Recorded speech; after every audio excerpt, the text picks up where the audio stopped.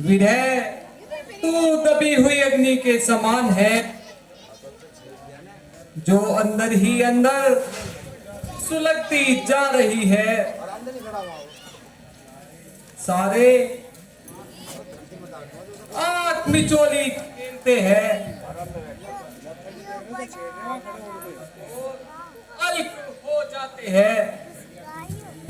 घड़ियां बीत रही है, दिन पहाड़ समान हो रहा है। जब दिवस आनंद के थे, जब सुहानी रात थी, वन नहीं लगते थे वन, महलों ही जैसी बात थी। दाता जी, आज आप कुछ ज्यादा ही प्रतीत होते हैं। इसका क्या कारण है प्रभु? क्या बताऊं भाई, समय का परिवर्तन देखकर बड़ा ही आश्चर्य हो रहा है। चमकती हुई आंखें आंसुओं से तर हो रही है।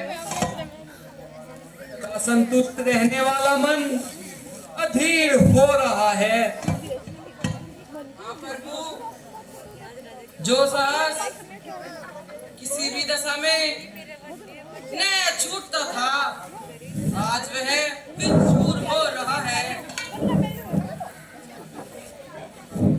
अनेक प्रकार की चोटों को सहन करने वाला हृदय वियोग से चूर हो रहा है।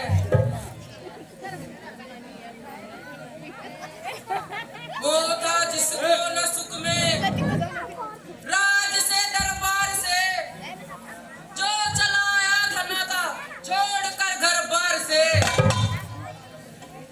आज तक विचलित हुआ था जो न दुख की बार से, आज वह मन दब रहा संकटों के भार से।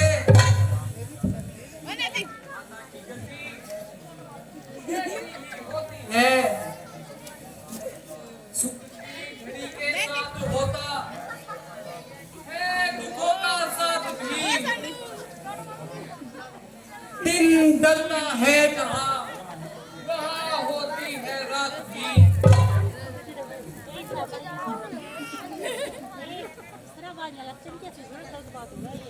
परंतु महाराज वानरों को गए हुए बहुत समय बीत गया है।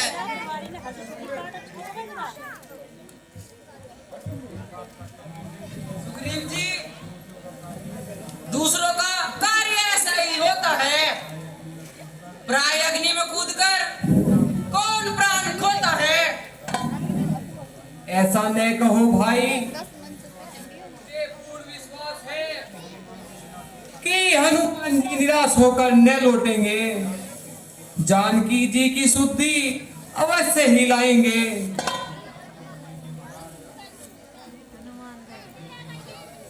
लीजिए महाराज, हनुमान जी वानरों सहित आ रहे हैं। और मुख्य प्रशंसा कह रही है कि जानकी के पता लगा लाए हैं। बस कैसा ही प्रताप है। महाराज प्रणाम।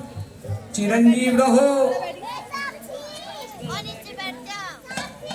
कहो हनुमान जी, कुशल पूर्वक तो आए। जहाँ आपके चरणों का प्रताप है, वह संकट कैसे हट सकता है। चलते समय कहा मुझे मेरी सब व्यथा सुना देना। छोड़ा जो बाण जनता पर, उसका कुछ ध्यान करा देना।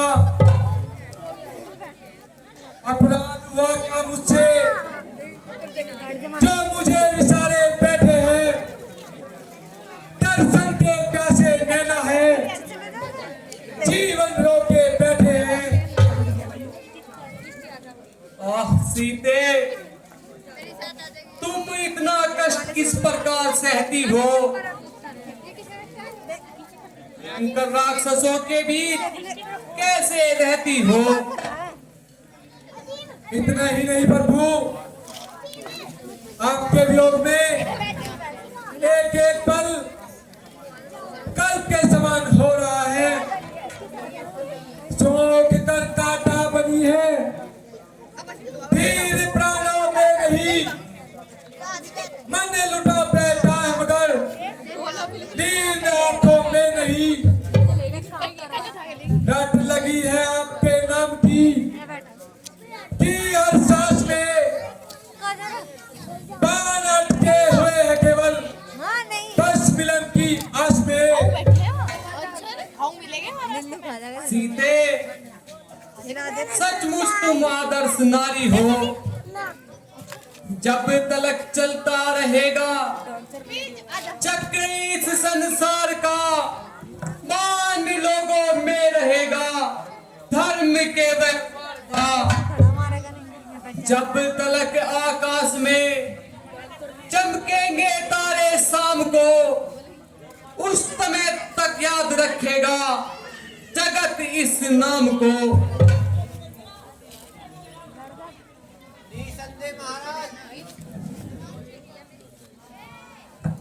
धर्म ऐसे ही सत्यों के सहारे ठहरा हुआ है। अच्छा हनुमान जी, यह तो बतलाइए, उन्होंने कोई निशानी भी दी है?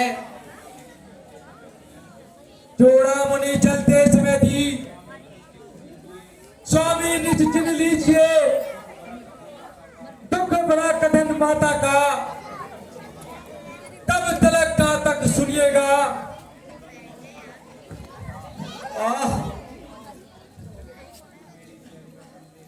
तू मेरी प्यारी का संदेश लेकर आई है, इसलिए तेरी कांति में स्वर्ग की शोभा समाई है।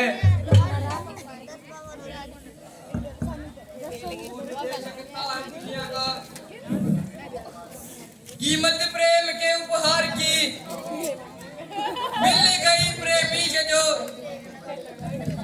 वस्तु बनी वह प्यार की। अच्छा हनुमान जी, यदि जानकी जी ने कोई संदेश दिया है तो वह भी सुना दीजिए। हाँ महाराज, उन्होंने कहा है आप तो कष्टों को दूर करने वाले हैं, फिर मेरा दुख दूर क्यों नहीं करते? आप तो दुष्टों का संहार करने वाले हैं, फिर भूमि का भार क्यों नहीं हटते? ठीक है, और कुछ बताओ। और यह भी कहा है, एक महीना और मैं रक्षा करूंगी प्राण की, जो न आए फिर कभी तुमको मिलेगी जान की। मैं अवश्य जाऊंगा, पर्वतों को चीरकर, सागरों को पार कर और काल को पीछे छोड़कर मैं अवश्य जाऊंगा। जानकी के वास्ते बाजी लगेगी जानकी, जानकी जब नहीं तो परवाह फिर क्या जानकी। महाराज,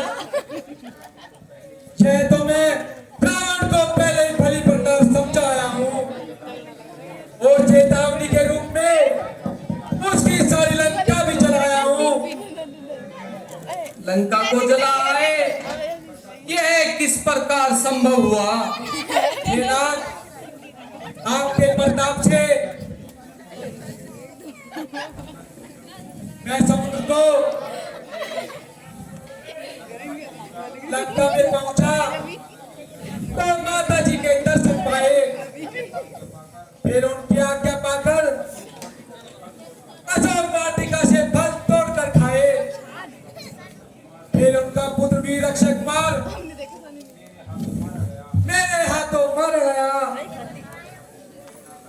रावण का बड़ा पुत्र मेघनाथ आया, उसने मुझे नाग फांस कर फंसाया, उसे भली प्रकार समझाया। अंत में उसने मेरी पूंछ में आग लगवा दी, जिससे मैंने उसकी सारी लंका जला डाली। निसंदेह हनुमान जी, तुम बड़े ही पराक्रमी हो। नाथ, जिस पर आपकी कृपा हो उसे मांगने के लिए क्या रह सकता है। तो केवल इतना ही कीजिए, तो आखिर अपनी निर्मल भक्ति दीजिए। तू